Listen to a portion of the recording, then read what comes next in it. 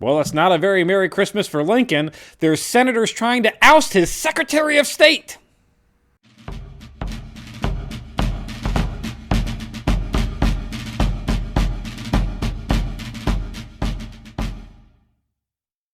Hello and welcome to Civil War in Hindsight. I'm Lieutenant Tommy. With me, as always, is Prospector Johnny. And Johnny, Merry Christmas.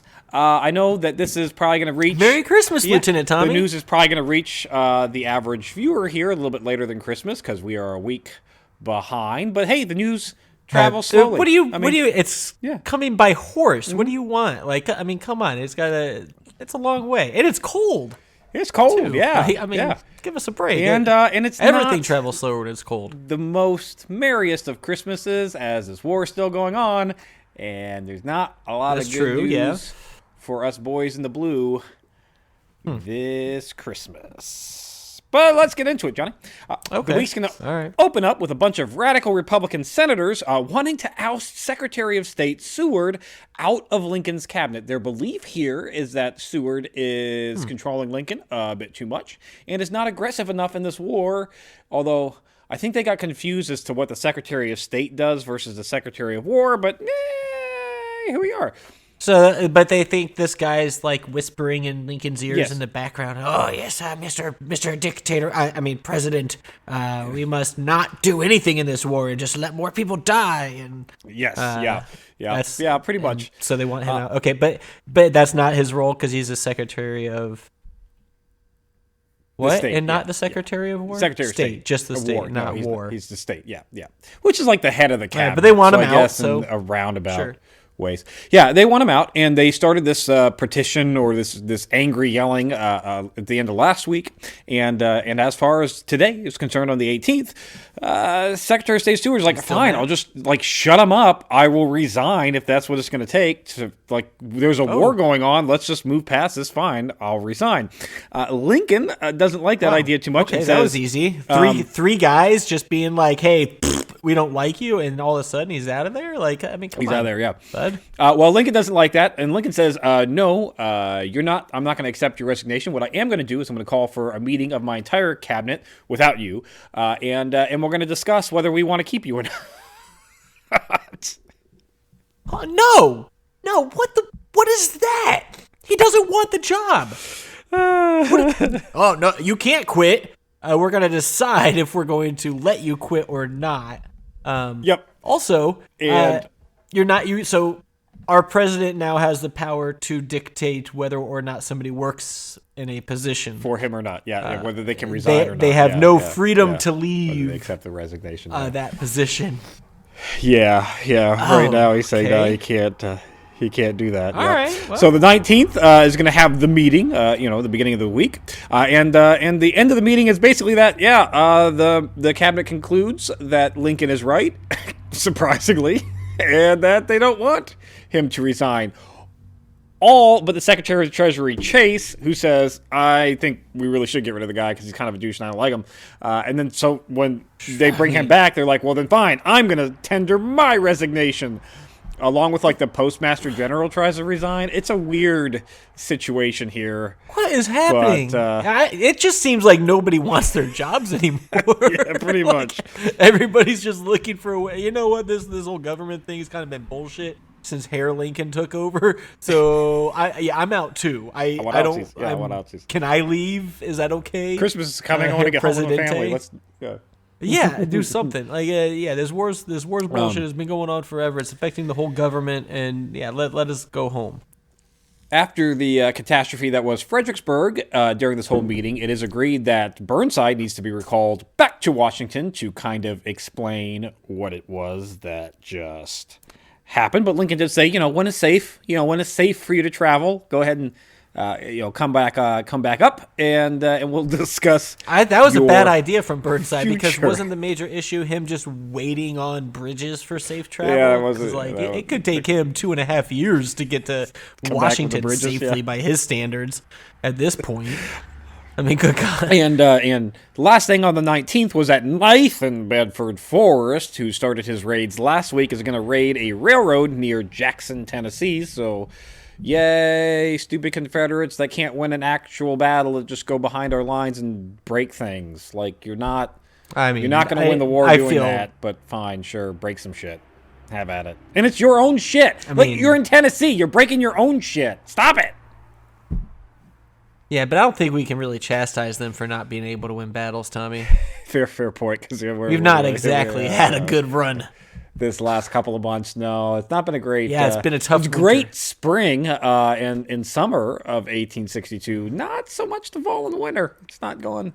Yeah, not going great there. Which really, I mean, this should be our home turf essentially. Like the South can't deal with winters like the Northerners can. So like we should be okay, and we still have resources, and they don't. And anyway, it's a god damn it. Why isn't this war over, Lieutenant Tommy? I don't know, Johnny. On the 20th, it's more bad news as $1 million of military supplies and 1,500 Union troops are taken prisoner when Van Dorn takes one of Grant's supply staging points on a raid near Vicksburg. So, $1 million. That's not good news. Worth of supplies. And to break the fourth wall, that's $1 million in like 62 money, not. Yeah. That's not a good. An unbelievable. Day. I mean, yeah, if we're breaking the fourth wall, that's probably the equivalent of like half a B-2 bomber, right? Like they stole half of a B-2 bomber. Yeah, pretty much. And bounced with it. And this kind of puts a kibosh on Grant's overland plans, where he was going to try to come at Vicksburg from the south over land, and now he's got to retreat back across the Mississippi and reevaluate in Tennessee what he's going to do. He does hope that Sherman is going to be able to arrive from the north and take on Vicksburg from the northern side. So he was trying to do this double action move. A little sandwich thing. Yeah, losing $1 million worth of supplies kind of makes you have to rethink some things. But Sherman's still on his way. Maybe Sherman makes it. We'll see how that plays out. And then we'll just have half of a sandwich. We'll have an open face sandwich. Open face sandwich, Johnny. That's just a regular attack. That's just regular. It's a regular attack. It is a regular attack, yeah. It's just a battle. Lincoln is going to end the cabinet dispute on the 20th by saying nobody can resign and ask everyone to return to work, which they're like, all right, fine. We'll go back to work. Nobody can still resign. Pay us? You going to still pay us? Yeah? All right, well, back to work. What is it? What do you... How... I guess they're elected positions... No, there's appointed. They're appointed by the president. Well, then what? I mean, come on, then. Yeah, let them quit if they want to quit. But nope, nobody gets to quit. You're all stuck doing your job. Maybe not let them quit if they want to quit. Maybe don't let somebody have a job high in the government who doesn't want it. Maybe that. Well, I think they get wanted people it who want initially to do the job. And now they don't. So get them the hell out of here. No, they don't. Good God! What? On the 21st, Johnny, on the 21st, there are skirmishes, bear with me here, all over the damn place. Davis Mill, Mississippi, Rutherford Station, Union City, Wilson Creek Pike, Tennessee, those are all in Tennessee, and Van Buren, Arkansas, and Strasburg, Virginia. So we've got fighting pretty much on all fronts. Trader President. Are they just trying to get it out of the way before Christmas, or I think what? So? Yeah, like last little pop shots before Christmas. Yeah. Like we'll just real quick we'll do this, and then we can say, oh God, we're recovering from that, and now we gotta just chill out for the black hole of a week that is between Christmas and New Year's, because I mean nothing exists. Spoiler: next week is going to be a whole lot of I don't care because it's the black hole week. Yep. On the also on the 21st there, Johnny, Trader President Davis is going to write General T.H. Holmes in Vicksburg, and he thinks that the Union grand plan. He's going to write to the commander out there. He says, "I think the Union's grand plan here is that they're going to try to take the capital of the Confederacy, Richmond, and they're going to try to take control of the Mississippi." He writes that to Vicksburg. He figured that out all on his own. Says that you better be careful because they're going to try to take you because you're the last city on the Mississippi that hasn't fallen. Yeah. Well, way to be a genius there. We've been General Winfield Scott, our archaic old dinosaur, sitting on top of his horse, getting winched up there, by wheels and pulleys and ropes. Yeah, he put it in the newspapers. That's the Anaconda plan. It's not been a secret. No, it's literally like the most obvious thing ever. Yeah. Like, that anybody would do that. And like, of course, you take the capital and you take the major supply source. Yep. Well, I'll bet he's on to us about wanting to like mess up their rail systems and like get in front of some of their big rail cities too. He he's does gonna figure add out, that too. he believes. He Sherlock does add Holmes. that he believes that Fredericksburg, the lost air at Fredericksburg, is going to stall the Union approach to Richmond for at least the remainder of the winter. Which, yeah, he's probably right. I mean, that was kind of an embarrassing Nothing happens loss. ever. So I mean, God. But at least, you know what? Give it to Burnside. At least he tried. I mean, it's more than McClellan ever did. So. I mean, but like maybe try faster. Yeah, there is that. Yeah, there's the whole try faster. And try different approaches, perhaps. Like maybe not just 200 men at a time or whatever the hell you wanted to do there. Yeah. On the 22nd there, Johnny Lincoln is going to meet with Burnside as blame is thrown everywhere about Fredericksburg, with Lincoln congratulating the Army of the Potomac on its bravery, saying, hey, you guys at least fought bravely. I mean, y'all didn't back down from being told to go to that impenetrable wall over and over and over again. Like, the first line, not that brave. Thank you for your brave stupidity. The first division. You mindless living scum who is going to die for me in this war. Thank you for being unquestionably bold in your stupidity. First division, not that brave. I mean, they're the first in the line, so they didn't really know what was ahead of them. But by that fourth division, that's by the fourth one where they've been sitting back watching. Yeah. Hey, it didn't look like brave. it went so well. Maybe we should not do that. Nope, we're doing that. Going in. And then he says, you know what? It was just he looks at Burnside and he goes, you know what? Just bad luck. That's all it was. It was just roll of the dice, bad luck. It could have gone either way. Bad luck? That's what Lincoln is chalking this up to. Bad luck. I guess no, he's right. He is absolutely right. It could have gone either way. Because when he sent his division at a time, the South, instead of attacking with all of their people, if they had been like, guys, we can only use 10% at a time, and only fired 10% of their guns at the approaching forces, then maybe we could have gotten it. So, if they would have just used less of their people, we would have been fine. Yeah. They didn't. They used all of them for some reason. Who could have seen that coming?